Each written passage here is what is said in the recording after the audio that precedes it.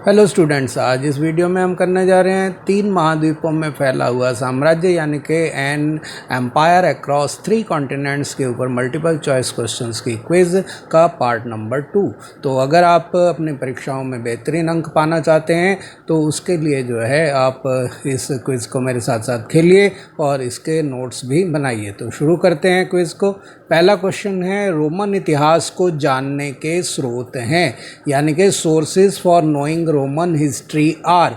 ए है पाठ्य सामग्री यानी कि स्टडी मटेरियल, और बी है प्रालेख या दस्तावेज यानी कि डीड और डॉक्यूमेंट्स, सी है भौतिक अवशेष यानी कि फिजिकल रिमेन्स, और डी जो है उपरोक्त सभी यानी कि ऑल ऑफ द अबव। तो आपको बताना है कि ए बी सी डी में से कौन से जो हैं रोमन इतिहास को जानने के स्रोत हैं। तो उसके लिए आपका समय शुरू होता है अब।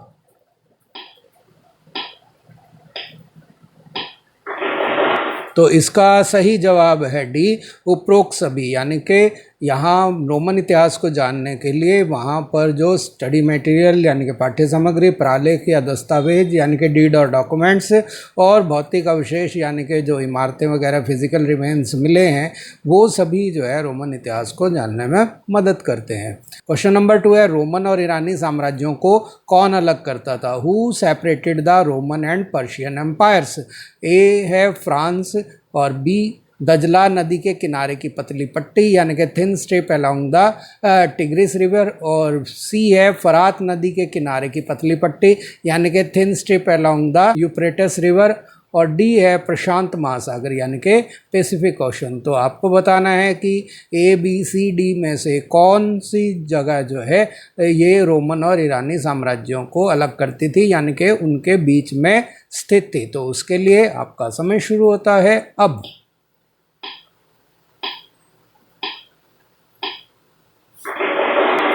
तो इसका सही जवाब है सी, यानी कि फरात नदी के किनारे की पतली पट्टी यानी कि thin strip along the Euphrates river. तो अगला क्वेश्चन है क्वेश्चन नंबर 3, रोमन साम्राज्य का हृदय डैश को कहा जाता था यानी कि the heart of Roman empire was called dash.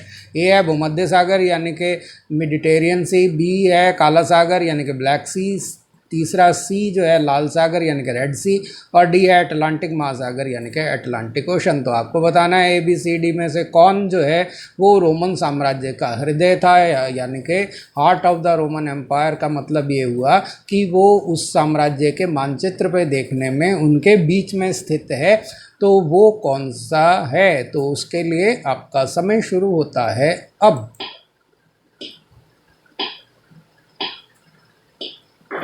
इसका जो सही जवाब है वो है ए भूमध्य सागर। क्वेश्चन नंबर 4 है, तीसरी शताब्दी का संकट किस रूप में परिणत हुआ यानी कि how did the crisis of 3rd century result? A है पूर्वी रोम पर ससानी वंश का लगातार आक्रमण यानी कि Sasani dynasties constant invasion to eastern Rome, B है पूर्वी रोम की राजधानी पर शाहपुर प्रथम का कब्जा यानी कि Shapur first occupied the capital of eastern Rome, C है जर्मन मूल की जनजाति गोथ का राइन और डैन्यूब क्षेत्र में बढ़ता प्रभाव यानी कि Germanic tribe Goth increasing influence in the Rhine and Danube region, और डी है उपरोक्त सभी यानी कि ऑल ऑफ द अबव। तो आपको ये बताना है कि तीसरी शताब्दी का जो संकट है वो ए बी सी या डी में से क्या उसका क्या परिणति हुई, क्या परिणाम है या किसकी वजह से है। तो उसके लिए आपका समय शुरू होता है अब।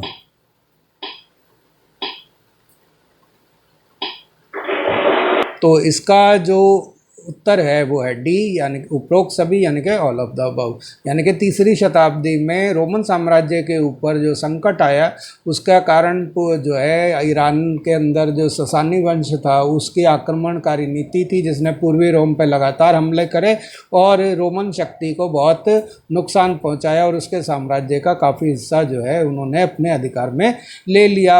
यहाँ तक भी कहा गया है कि शाहपुर प्रथम जो ससानी वंश का शासक था उसने पूर्वी रोम की राजधानी पर कब्जा भी कर लिया था, और जर्मन मूल की जनजाति गोथ जो थी उसने राइन और डैन्यूब क्षेत्र में अपना प्रभाव बढ़ा लिया और लगातार वहां पर हमले करके वहां पर रोमन साम्राज्य को कमज़ोर कर दिया। तो इस तरह से ए बी सी तीनों सही हैं, तो इसलिए डी जो है उपरोक्त सभी वाला ऑप्शन करेक्ट हुआ। अगला क्वेश्चन है क्वेश्चन नंबर 5, पूर्वी रोम की राजधानी डैश थी, यानी कि the capital of eastern Rome was dash. तो ए है Italy, B Venice, C Antioch और बी है अलेक्जेंड्रिया। तो आपको बताना है कि पूर्वी रोम की राजधानी ए बी सी डी में से कौन सी थी। तो उसके लिए आपका समय शुरू होता है अब।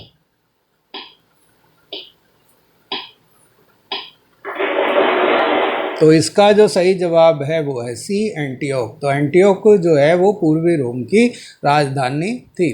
क्वेश्चन नंबर 6 है, रोमवासी विदेशी बर्बर किसे कहते थे, यानी कि what did the Roman call foreign barbarians. तो ए है ईरानी आक्रमणकारी यानी कि पर्शियन इन्वेंडर्स, बी है मंगोलों को यानी कि टू मंगोल्स, सी है गोथ जनजाति को यानी कि टू गोथ ट्राइब, और डी है उपरोक्त सभी यानी कि ऑल ऑफ द अबव। तो आपको बताना है कि विदेशी बर्बर जो है वो कौन थे रोमवासियों के लिए। तो उसके लिए आपका समय शुरू होता है अब।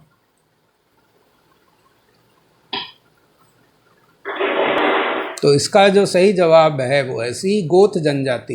तो गोथ जनजाति ने लगातार जो है रोम के ऊपर हमले किए और रोमन साम्राज्य को जो है बहुत क्षति पहुंचाई, और वहाँ वो काफ़ी लूटपाट भी किया करते थे, इसलिए इनको विदेशी बर्बर कहा जाता था। क्वेश्चन नंबर 7 है, 509 BCE से 27 BCE तक, यानी कि ईसा के जन्म से 509 वर्ष पूर्व से लेकर 27 वर्ष पूर्व तक रोमन साम्राज्य में डैश था, यानी कि from 509 BCE to 27 BCE the Roman empire was dash.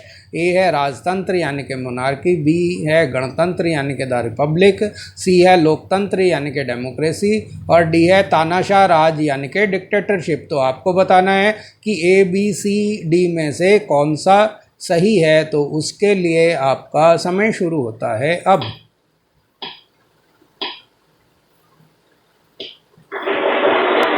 तो यहाँ जो सही जवाब है वो है बी गणतंत्र यानी कि द रिपब्लिक। तो इस पीरियड के अंदर, इस काल के अंदर, यानी कि 509 ईसा पूर्व से 27 ईसा पूर्व तक रोमन साम्राज्य के अंदर गणतंत्र था यानी कि रिपब्लिक था। अब क्वेश्चन नंबर 8 है, रोमन गणतंत्र में वास्तविक सत्ता डैश में निहित थी, यानी कि the real power in the Roman Republic was contained in dash. तो आपको बताना है कि रोम की जो वास्तविक सत्ता थी वो किसके पास थी। तो उसमें है ऑप्शन ए है सम्राट यानी कि द एम्परर, बी सेना यानी कि आर्मी, और सी है सीनेट यानी कि द सीनेट, और डी इनमें से कोई नहीं यानी कि नन ऑफ दीज, यानी कि इन तीनों के अलावा किसी और के पास सत्ता थी। तो उसके लिए आपका समय शुरू होता है अब। तो इसका जो सही जवाब है वो है सी सीनेट, यानी कि सीनेट जो है जो वहाँ के गणमान्य लोगों द्वारा चुनी गई संस्था होती थी, उसी के अंदर रोमन साम्राज्य की वास्तविक सत्ता निहित थी। तो इस प्रकार से सी उत्तर जो है वो सही है। क्वेश्चन नंबर 9 है, 27वीं ईस्वी में जूलियस सीजर को सत्ता से हटाकर कौन सम्राट बना, यानी कि who become emperor by removing Julius Caesar from power in 27th AD। तो ऑप्शन ए है ऑगस्टस, बी है सिकंदर यानी कि अलेक्जेंडर, सी है टिबेरियस और डी है शापुर प्रथम यानी कि शापुर फर्स्ट। तो आपको बताना है कि ए बी सी या डी में से कौन जूलियस सीजर को हटाकर सम्राट बना था। तो उसके लिए आपका समय शुरू होता है अब।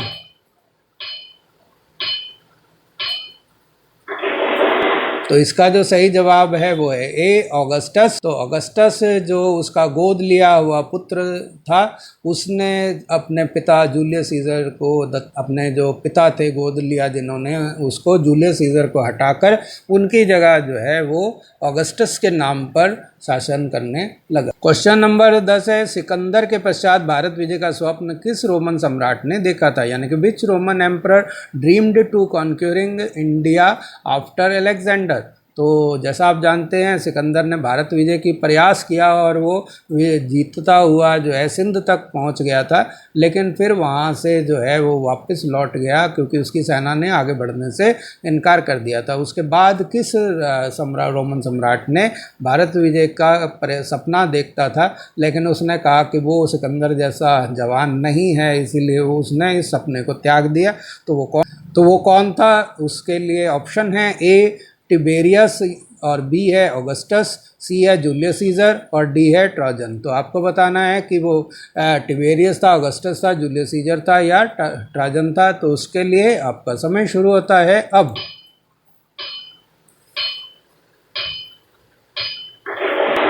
तो इसका जो सही जवाब है वो है डी ट्राजन। इसके साथ ही एक समाप्त हुई। आपने कीमती समय दिया उसके लिए धन्यवाद। अपना स्कोर कैलकुलेट कीजिए और कमेंट बॉक्स में कमेंट करके बताइए कि आपने 10 में से कितने अंक पाए हैं।